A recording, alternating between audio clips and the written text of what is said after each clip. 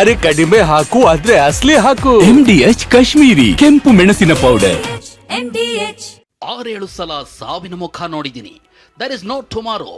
ನಾಳೆ ಅನ್ನೋದನ್ನ ಬಿಟ್ಟು ಇವತ್ತನ್ನ ಜೀವಿಸಬೇಕು, ಸಂಭ್ರಮಿಸಬೇಕು. ಹೀಗೆ ನಾಳೆಗಳ ಚಿಂತೆ ಬಿಟ್ಟು ಬದುಕಿದವರು ಉದ್ಯಮಿ CJ ರಾಯ್. ಕೇರಳದ ಜಾದೂಗಾರ ಕಾನ್ಫಿಡೆಂಟ್ ನಂತ ದೈತ್ಯ ಸಾಮ್ರಾಜ್ಯ ಕಟ್ಟಿದ್ದು ಒಂದು ರಣರೋಚಕ ಕಥನ. ಇಲ್ಲದವರಿಗೆ ನೆರವಾಗಬೇಕು, ಇದ್ದಿದ್ದನ್ನ ಹಂಚಿ ತಿನ್ನಬೇಕು ಅಂತ ಬದುಕಿನ ಸೂತ್ರ ಕಂಡುಕೊಂಡಿದ್ದ ಸಾಧಕ. ಇಂಥ ಸಾಧಕನೇ ಆತ್ಮಹತ್ಯೆಗೆ ಶರಣಾಗಿದ್ದಾನೆ ಅಂದ್ರೆ ನಂಬೋದಕ್ಕೂ ಊಹಿಸೋದಕ್ಕೂ ಆಗದ ಸಂಗತಿ.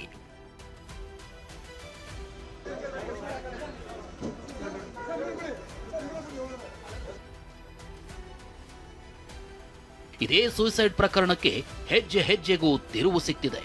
10 ಪ್ರಶ್ನೆ, 100 ಅನುಮಾನಗಳನ್ನ ಹುಟ್ಟಿಸಿದೆ CJ ರಾಯ್ ಬರೆದಿಟ್ಟಿದ್ದ ಡೈರಿ. ಆ ಡೈರಿಯಲ್ಲಿ ಉಲ್ಲೇಖವಾಗಿದೆ ಎನ್ನಲಾದ ನಟಿಯರ, ಮಾಡೆಲ್ಗಳ, ರಾಜಕಾರಣಿಗಳ ಹೆಸರು, ಕೇರಳ ಚುನಾವಣೆ ನಂಟು, ಹವಾಲಾ ಮಾಫಿಯಾ ಘಾಟು, ಹೀಗೆ ಅನೇಕ ಮಜಲುಗಳನ್ನ ತಲುಪಿದೆ. ಇದೆಲ್ಲವನ್ನ ಡೀಟೇಲ್ ಆಗಿ ತೋರಿಸ್ತೀವಿ. ಅದಕ್ಕೂ ಮುನ್ನ ಆತ್ಮಹತ್ಯೆಯ ಆ 15 ನಿಮಿಷದ ರಹಸ್ಯವೇನು ಅನ್ನೋದನ್ನೇ ನೋಡಿ. ಕಚೇರಿಗೆ IT ಎಂಟ್ರಿ, ತಡಬಡಾಯಿಸಿ ಬಂದಿದ್ದ ಕಾನ್ಫಿಡೆಂಟ್ ರಾಯ್. ತಾಯಿ ಜೊತೆ ಕೊನೆ ಮಾತು, ಮಧ್ಯಾಹ್ನ 3:16ಕ್ಕೆ ಎದೆ ಸೀಳಿದ್ದ ಬುಲೆಟ್. ನೆನೆ ಮಧ್ಯಾಹ್ನ 3 ಗಂಟೆ ಸಮಯ ತಮ್ಮ ಕಾನ್ಫಿಡೆಂಟ್ ಕಚೇರಿಗೆ ರಾಯ್ ಬಂದಿದ್ರು. ವಿಷಯ ಏನು ಅಂದ್ರೆ, ರಾಯ್ ಬರೋ ಮುಂಚೆನೆ IT ಅಧಿಕಾರಿಗಳು ಕಚೇರಿಯಲ್ಲಿ ಬೀಡು ಬಿಟ್ಟಿದ್ರು. ಆಫೀಸರ್ಸ್ ಕೊಟ್ಟ ನೋಟಿಸ್ಗೆ ಸಹಿ ಹಾಕಿದ ರಾಯ್ ತನ್ನ ತಾಯಿಗೆ ಕರೆ ಮಾಡಬೇಕು ಅಂತ ಹೇಳಿ ರೂಮ್ನೊಳಗೆ ಹೋಗಿದ್ರು. ಹೀಗೆ ಹೋಗ್ತಾ ಸೆಕ್ಯೂರಿಟಿಗಳಿಗೆ ಯಾರನ್ನೂ ಒಳಗ್ ಬಿಡಬೇಡಿ ಅಂತ ಹೇಳಿದ್ರಂತೆ. 10 ನಿಮಿಷ ಆಗ್ತಿದ್ದಂತೆ ಕಾನ್ಫಿಡೆಂಟ್ ಗ್ರೂಪ್ನ MD ಕ್ಯಾಬಿನ್ ಕಡೆ ಹೋಗಿ ಬಾಗಿಲು ಬಡಿಯೋದಕ್ಕೆ ಶುರು ಮಾಡಿದ್ರು. ಆದ್ರೆ ಒಳಗಿನಿಂದ ಯಾವುದೇ ಪ್ರತಿಕ್ರಿಯೆ ಬರಲಿಲ್ಲ. ಅನುಮಾನ ಬಂದವರೇ ಕ್ಯಾಬಿನ್ ಮುರಿದು ಒಳಗೆ ನುಗ್ಗಿಬಿಟ್ರು. ಅಲ್ಲಿ ಸಾವಿರಾರು ಕೋಟಿ ಅಧಿಪತಿ ರಕ್ತ ಸಿಕ್ತ ಬಟ್ಟೆಯಲ್ಲಿ ಬಿದ್ದಿದ್ರು. ನಾಡಿ ಮಿಡಿತ ನಿಂತು ಹೋಗಿತ್ತು. ಅಷ್ಟಕ್ಕೂ ಒಳಗೆ ಆಗಿದ್ದೇನು ಅಂದ್ರೆ, CJ ರಾಯ್ ಬಳಿ 20 ವರ್ಷದ ಹಳೆ 6.35mm ಬುಲೆಟ್ನ ಪಿಸ್ತೂಲ್ ಇತ್ತು.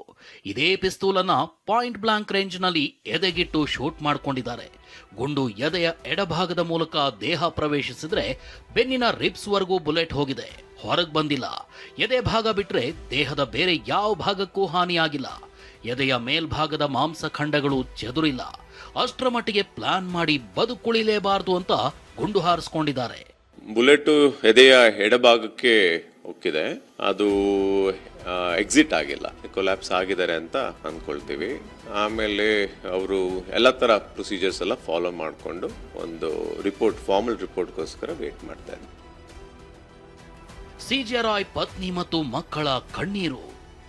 CJ ರಾಯ್ ಸಾವು ಈ ಕುಟುಂಬಕ್ಕೆ ಬರಸಿಡಿಲು ಬಡಿದಂತಾಗಿದೆ. ವಿದೇಶದಿಂದ ರಾಯ್ ಪತ್ನಿ ಮತ್ತು ಮಕ್ಕಳು ಆಗಮಿಸಿದ್ದಾರೆ. ಮೃತದೇಹ ಕಂಡು ಕುಟುಂಬದವರು ಕಣ್ಣೀರಿಡುತ್ತಿದ್ದಾರೆ.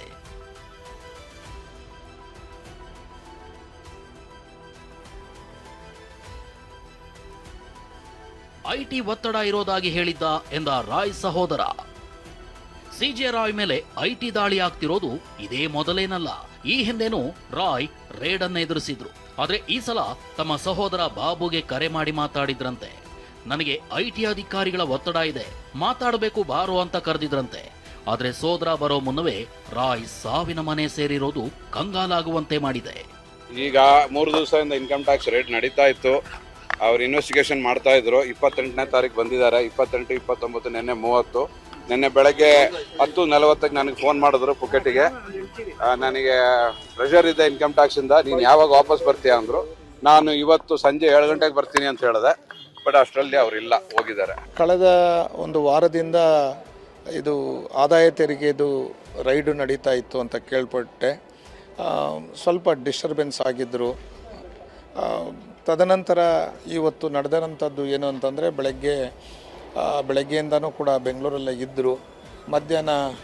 ಮಧ್ಯಾಹ್ನ ಕಚೇರಿಗೆ ಬಂದು ಒಳಗಡೆ ಹೋಗಿ ನೀರನ್ನು ಕುಡಿದು ಬಾಗಿಲು ಹಾಕ್ಕೊಂಡ್ರು ಅಂತ ಗೊತ್ತಾಯಿತು ನನಗೆ. ಮತ್ತೊಂದು ಕಡೆ confident group MD TA Joseph Ashok Nagar ಪೊಲೀಸರಿಗೆ ದೂರು ಕೊಟ್ಟಿದ್ದಾರೆ.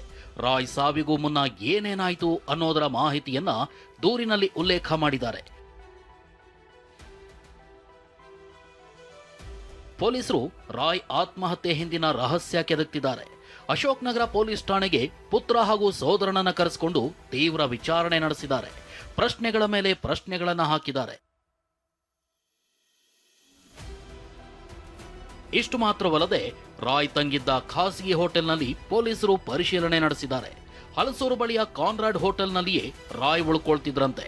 ಸೂಯಿಸೈಡ್ಗೂ ಮುನ್ನ ಹೋಟೆಲ್ನಲ್ಲಿ ಉಳಿದಿರೋ ಮಾಹಿತಿ ಖಾಕಿಗೆ ಸಿಕ್ಕಿದೆ. ಹೀಗಾಗಿ ರೂಮ್ನಲ್ಲಿ ಏನಾದರೂ ಸಾಕ್ಷಿ ಸಿಗುತ್ತಾ ಅಂತ ತಲಾಶ್ ನಡೆಸಿದ್ದಾರೆ. ಎಫ್ಎಸ್ಎಲ್ ಅಧಿಕಾರಿಗಳು ರೂಮ್ನಲ್ಲಿ ಒಂದಷ್ಟು ಫಿಂಗರ್ ಪ್ರಿಂಟ್ ಕಲೆ ಹಾಕಿದ್ದಾರೆ. ಇದರ ಜೊತೆಗೆ ಸಿಜೆ ರಾಯ್ ಮೊಬೈಲ್ ವಶಕ್ಕೆ ಪಡೆದು ಕಾಲ್ ಹಿಸ್ಟರಿ ಕೆದಕ್ತಿದ್ದಾರೆ. ಕಾಲ್ ಡೀಟೇಲ್ ನೀಡುವಂತೆ ಪ್ರೊವೈಡರ್ ಕಂಪನಿಗೆ ಪತ್ರ ಬರೆದಿದ್ದಾರೆ.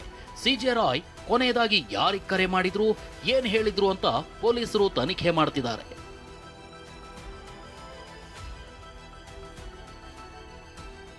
ಸಿಜೆ ರಾಯ್ ಯಾಕೆ ಆತ್ಮಹತ್ಯೆ ಮಾಡಿಕೊಂಡ್ರು, ಆತ್ಮಹತ್ಯೆಗೂ ಮುನ್ನ ಆಗಿದ್ದೇನೋ ಅನ್ನೋದು ಸೇರಿದಂತೆ ಪ್ರಕರಣವನ್ನ ಭೇದಿಸಲು ರಾಜ್ಯ ಸರ್ಕಾರ ಎಸ್ಐಟಿ ರಚನೆ ಮಾಡಿದೆ. ಹೆಚ್ಚುವರಿ ಪೊಲೀಸ್ ಆಯುಕ್ತ ವಂಶೀಕೃಷ್ಣ ನೇತೃತ್ವದ ತಂಡ ಅದಾಗಲೇ ತನಿಖೆ ಶುರು ಮಾಡಿದ್ದಾರೆ. ಪ್ರದೀಪ್, ಪ್ರಜ್ವಲ್, ರಾಜಪ್ಪ ಜೊತೆ ಕಿರಣ್, TV9 ಬೆಂಗಳೂರು. MDH ನ ಕಿಚನ್ ಕಿಂಗ್ ಕಿಚನ್ ಅಲ್ಲಿದ್ರೆ ನಾವು ಎಲ್ಲವನ್ನು ಮಾಡಬಹುದು. ಬೆಂಗನ್ ಕ ಬರ್ತಾ, ಆಲೂ ಗೋಬಿ, ಬಿಂಡಿ ಮಸಾಲಾ, ಇನ್ನೂ ಬಹಳಷ್ಟು.